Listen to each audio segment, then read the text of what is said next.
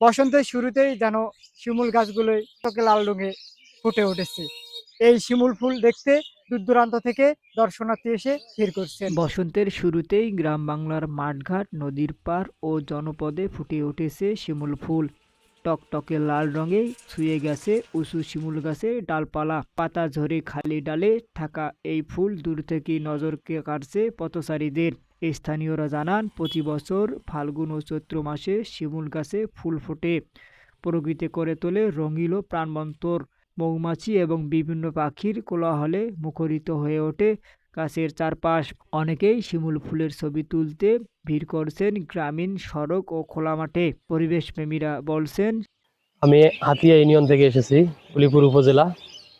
আসলে এই রাস্তাটার দৃশ্য এই সময় ফুল ফোটানো বসন্ত অনেক সুন্দর একটা ভালো লাগে।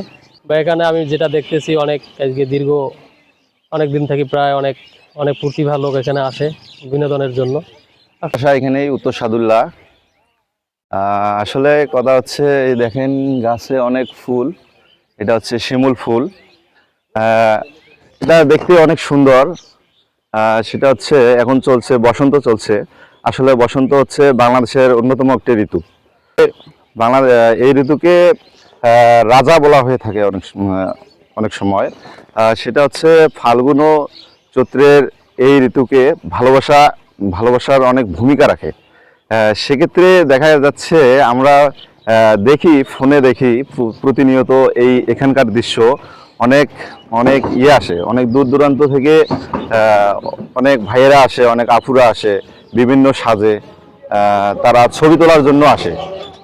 বসন্ত জুড়ে এই লাল সৌন্দর্য উপভোগ করতে সবার আহ্বান জানান পরিবেশ প্রেমীরা। আমার বাসা হচ্ছে উলিপুর থানা, বাকুরহাট বাজারে।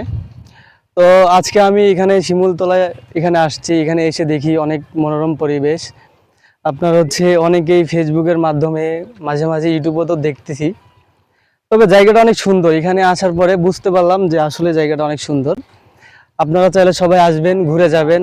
শিমুল ফুল শুধু সৌন্দর্য নয়, পরিবেশের ভারসাম্য রক্ষা এবং গুরুত্ব ভূমিকা পালন করে। প্রকৃতির সৌন্দর্যের সাথে সবাই সাক্ষী হতে চায়। উলিপুরের শিমুলতলা থেকে রুবেল মিয়া।